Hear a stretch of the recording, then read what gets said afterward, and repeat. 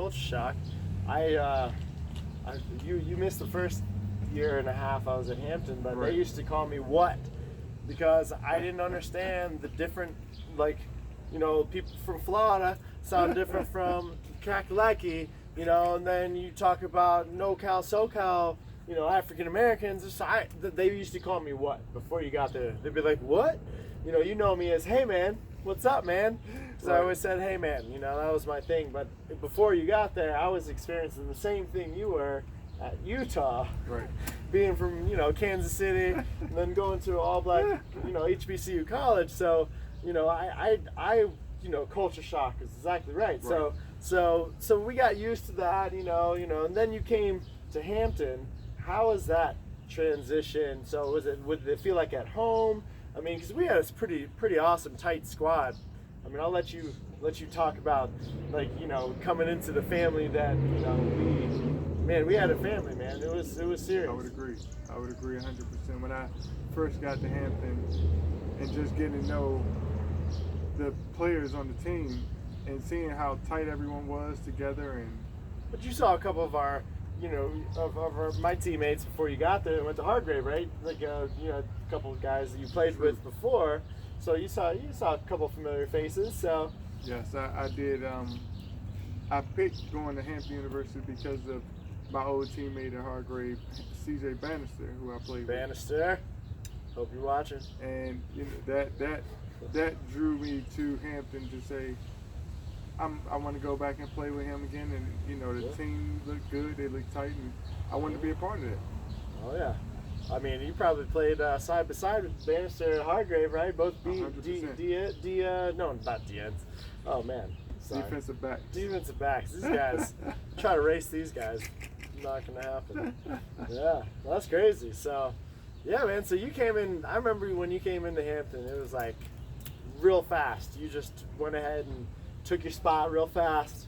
And I mean, we had a squad though. We were like, what was your favorite defensive like setup that I don't know. What was your favorite like moment during the games like that you like contributed that made you feel super like rock star, like one of you know what I'm saying. I can't think of the word right now. Well, when I first got into Hampton University and I got on the football team, it kind of threw me off because I wasn't into my books as far as on the field stuff as much as I should have been. So that slowed my process down on getting onto the defense. Was it the African American females? Yeah, it was. What was it? It was. It's everything. 12-1. Girls to guys at Hampton. It was everything. It was everything Yeah? for me. Did you have that same problem in Utah? Yeah, Probably I mean, not. Nah, So, Hampton. not close to it. All right, so let me just fast forward. So, yeah, we another talk. We'll have a different interview. We'll tell different stories about but really the purpose of this is that this guy now doing motivational speaking. Yes. He has gone to high schools. He's gone to Houston, San Antonio. What's your purpose now? Like I know before it was getting used to culture shock in Utah State, then coming to Hampton University, and then getting back with the your roots, and then balling out, kicking asses, like winning championships because we've won a lot of championships together.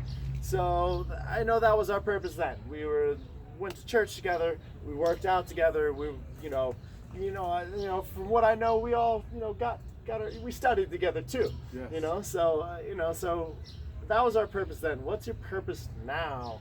Doing all these motivational speaking. This guy, seriously, he has. So this, what do you say? BTO in it. Have you heard BTO in it? Well, I'm gonna let you. I'm gonna take over. So let you take over there. BTO and is breaking through obstacles, and I started saying BTO in it because from a child I've been breaking through obstacles. Yeah. Through high school I've been breaking through obstacles because they said, "Oh, I couldn't do this, I couldn't do that." Going to high school. What's your biggest obstacle? Now my biggest obstacle is me just continue to keep my head above the water underneath all the things that I go through. Yeah. And just continuing to stay level-headed and stay focused. I mean, 11 years ago, I think you went through different things than what you're going through now. Correct. So, I honestly, I know a lot of our teammates probably don't even know, or they know they got in a car accident and things like that. But so when that shift of purpose happened in your life, where you weren't just about winning championships and you're down in Florida. Tell me about the accident. Honestly, tell us about the accident, because a lot of people know you from the accident on, all the motivational speaking you've done. You tell you about breaking through that obstacle. But I want to hear about breaking through that obstacle. But tell us about the accident, what happened in your mind, what happened in your soul, like what happened in your mind? All right, so I went down to Miami in January '08. I was going down there because I had met Lawrence Taylor, and he told me that he was going to put me into a speed camp. Okay. And it was crazy because speed camp for the NFL. NFL. Okay, cool. Yes, to build my Nice. speed up. And all right. the crazy thing about it was the same camp that I was about to attend, my old teammate Kendall Langford went to that Langford. camp. Nice. And Okay. he was down there getting prepared for it. And the day before I was That supposed was Miami, to, right? Yeah. that was in Miami. Yeah. The day before I was supposed to report to the camp, I was on my way home and I slid off the road, got out the car and checked everything out. It might have been a little bit damaged wrong, but it wasn't anything like that. So I spoke to someone and they asked me if I wanted to use their phone to call someone. I said, no, thank you. I had my phone in the car. I just get in the car and call my roommate, who was Bane. Okay. So when I got back in the car to get my phone, it was on the passenger side floor. So when I leaned over to get the phone off the floor, someone ended up losing control of their car. So you were on the shoulder, and then somebody hit you on. I honestly don't know if it was the shoulder or anything else. Things like that I don't recall. Oh my 100%. gosh! So you leaned over your phone, and then I just leaned up to pick up the phone, and when I leaned over to pick up the phone, next thing I know, I was comatose. I didn't know anything. So when you came to, what did you see? You saw a nurse. You were in the hospital. Like, oh my gosh. Well, actually, I was maybe about less than a mile away from the hospital when the accident occurred. But they said that the injuries that I had sustained were so bad that they actually had to medevac me to the hospital. Mile away, had to medevac. And I never thought that it was that bad. I didn't know. Oh, of course, that's. I was pretty much DOA when they came, and So did you, like, just to give people this perspective? I mean, did you feel your toes when you woke up? Did you know that you were going to be breaking through this obstacle for the rest of your life? Like, honestly, like. Well, it took me so long to wake up. I mean, when I first opened my eyes, they said it was maybe 2 to 3 weeks out. So you were in a coma? I was comatose. Yes. Oh my gosh. And so after going through that, and I actually had traumatic brain injury. Oh man. So because I had traumatic brain injury, it was just a lot of things of me not understanding and me kind of losing my mind, quite frankly, on a lot of different reasons. And after a few months, it was like God just flipped on the light switch and everything was just back. And I was still kind of in shock then, but it was like the light switch came on and I knew what was going on then. And I told them, it's nothing else for me to do but continue to work and get my butt out of the wheelchair. Yeah. So is that your ultimate is that what you're trying to, are you trying to break through all the obstacles and, prove people wrong now? You think you're going to get out of this wheelchair, or is it something you'd like? Well, I don't know, honestly, there's just random questions, but, what do you, when you go and speak to people, when you're motivationally speaking, are you going to prove everybody wrong, that you could heal your body? What's your sole purpose of action? Are you trying to heal yourself? Are you trying to help others? That what are you doing with this motivational speaking? What's the main purpose? So for me, with my speaking, I think my speaking is to help others.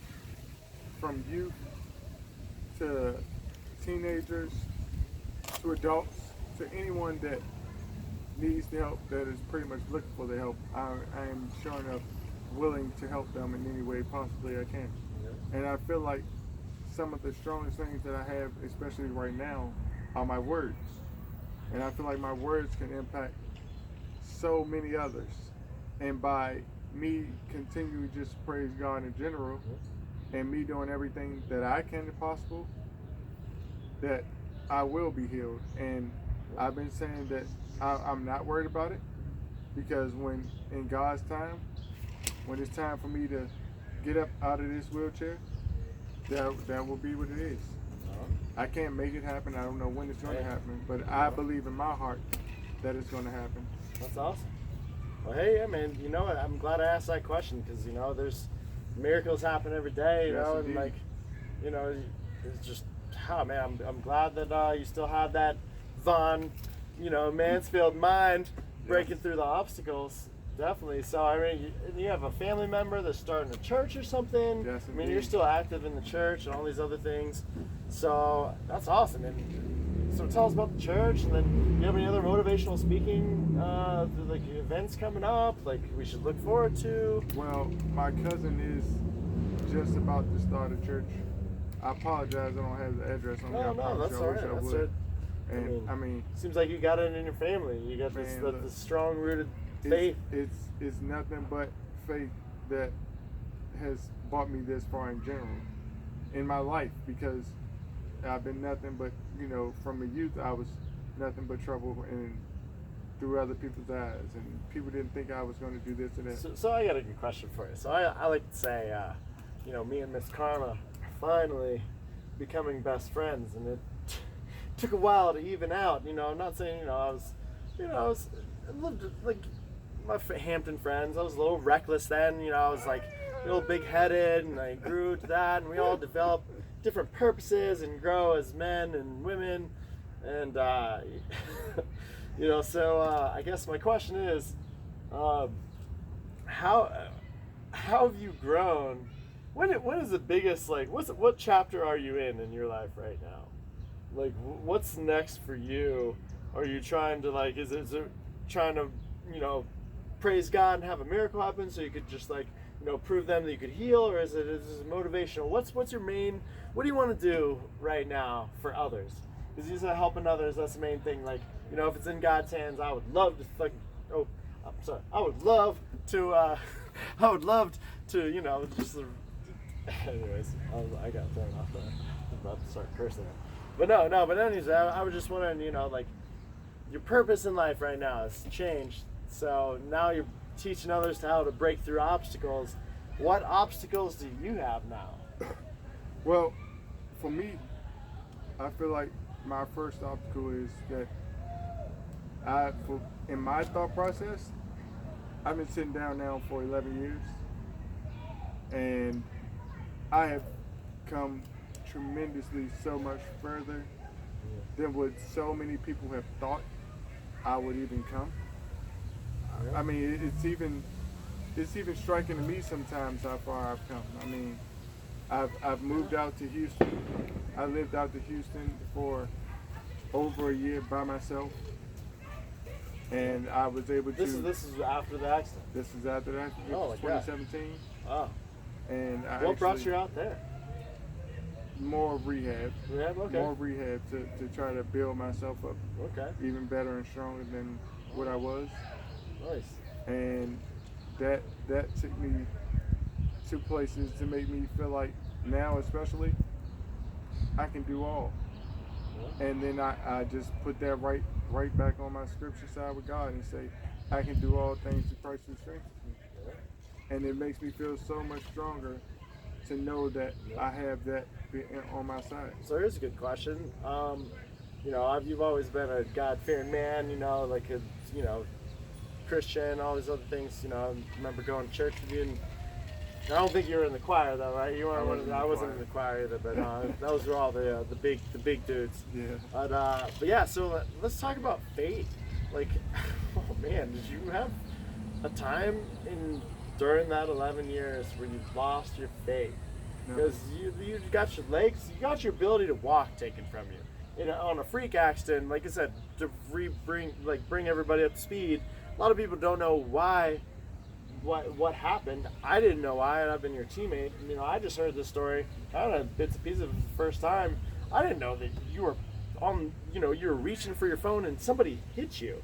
Like, that is a crazy freak accident to me. Like that is something like that. Like, how have you ever had, like, from that on, like, you haven't had any faith struggles? Like, not one. It took me, I'll say, until I got back to DC to actually say that in my heart, I forgive the lady that hit me. I never heard from the lady in life. No, you're not interested in hearing from her? I don't know anything about her. No. All I know is that they told me she was a nurse and that she was late for work and she was rushing to work, and that's why she lost control of her car.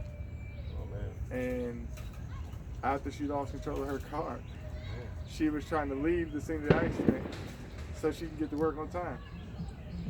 But while I'm sitting in the car just basically passing away here, I mean, I just never had any ill will in my heart to say that, anything bad, because it's just like, whatever happened, it happened. There's nothing I can do about it. It's all in God's hands. And the only thing that I can do is continue to do everything that I can do for myself the best way I can. And if I do that, everything else will work itself out. So your plan is to continue to teach young athletes, and this guy's going on the road talking to people in Houston, San Antonio. He's talked to all these people. I've already said this, but talked to his former high school in DC. He's even talked to some church recovery groups around the area, even your church, active in church, BTOing it every day. So that's what you are trying to pass along right now. Yes, indeed. Other than that, stay BTOing it. Just you have any other goals, aspirations besides this motivational speaking, which is awesome. Yes. Check out his Instagram. We'll have a link connected. Yes, indeed. Yeah. So, excuse me. That's all right. So, the next thing that I said that I wanted to do, I did. You gotta write a book? You gotta write a book. Come on. This is great. I am currently working on to finish up the book. Yeah. And I did go back and finish my degree at Hampton University, so I did receive my degree. Did you? Oh, congrats, I man. finished my degree, thank you. That's awesome. So I got a psychology bachelor's from Hampton University. All right. And now I said it's time, and I went back and I applied to go to grad school. I got into grad school, and this fall I'll be starting in the 2019 fall. You're going back to Hampton? I'm not going back to Oh, Hampton. okay. I was gonna say, oh man, that's crazy. Oh, I could not imagine going back to Hampton. But I am going to grad school in DC. Okay, what school is that? It's Trinity Washington. Okay, Trinity Washington, awesome. And I'm following the psychology. Yep, I'm going with a counseling. I'm gonna get a mental health counseling degree. It's awesome, man. And I'm going. I knew there was more than just BTO in it for these indeed. Motivational speaking. That's awesome, man. And that's another way that I feel as though I can help others by listening and getting whatever they need to get off their chest, making sure I can be a person to be there for them. Yeah, man. Well, dude, I wish you the best of luck. I learned so much. He's my teammate. I know this guy. I learned a lot about this guy. I'm sure there's so much more for everyone to find out. Yes, and if you haven't seen any of his videos, from the past, I feel like after this one, there's gonna be a lot more popping off. But yes, sir. BTOing it. I love it. I love it. Breaking through obstacles. Good to say it. Every day. Breaking through. There it is. Well, I'm looking forward to seeing what happens next. I will read this book. Let me know when that's done. I'm almost done with the book. And they can always catch my YouTube channel. Yeah? I have a YouTube, Vaughn Mansfield. Vaughn Mansfield? Okay. Yep. And, I'm always on Instagram. And my Instagram is Vaughn Mansfield. Oh, excuse me. It's Vaughn _MFD. That's my underscore MFD. Yes, indeed. And Alright. I just started posting IGTV stuff on there, so If they you can always if you catch don't me there. if you couldn't follow along on those, hashtag BTO in it. Yes, indeed. You will see that breaking through Yes. obstacles. That hashtag is populating as we speak. Yes, indeed. All right, guys. Dude, that was such a fun time. We should do more interviews. You should bring your ass outside more. All right. Damn. Jeez. No excuses. I got it. You know what? I'm gonna break I ain't this got no- mouth. I ain't got no I excuses know. I'm, for it. I'm talking about myself, but no excuses. I can't. I have no You got excuses. excuses. Love you guys. Oh, I didn't know we were still. Yeah. Oh, I didn't even catch what it was. Shoot. No, that's all right. Oh, I'll rewind the tape. No, that's all right. All right, press, cancel. You guys have to say that you're gonna link stuff below. No? Do you want to do a couple? Okay. Subscribe to our channel. Okay, what's a couple things that we could But say? I think it's important that Vaughn says it looking directly at the camera. All right, cool. So this is what we're gonna do. So we're gonna look in the camera and we're gonna say a couple things that we're gonna clip in with what we've talked. Okay. So just follow me. Follow me. We're gonna do this. But Vaughn should lead the. Press play. Press play. It's still playing. Oh. But Vaughn should lead the subscribe, like do X and so. Cool. Ready? Because it's his All right. video. All right. Say action. It's still rolling. I know, but don't talk. Just tell me when you're done I'm talking. cutting down on bug population over here. All right, so we've been talking about this BTO and all these things that Vaughn Mansfield's doing. We subscribe to his stuff. Like he has YouTube channel, he has Instagram. Give him a shout out so they know what to look for. You can go check me out on YouTube at Vaughn Mansfield. That's my YouTube channel right there. You can go check me out on IG. My IG is Vaughn_MFD. You can follow me on Facebook. Easiest way probably to catch me is on Instagram at Vaughn_MFD. Catch him at this next motivational speaking. Yes. He's traveling the country soon and his book Trying my coming best to out. Travel. But yeah, we'll have all the links below and yeah, follow along, breaking through obstacles. We should all, oh man, it's great. All right, keep going. I'm gonna keep saying different things. Okay. I'm gonna keep saying different things. Vaughn. First stop if you're doing it.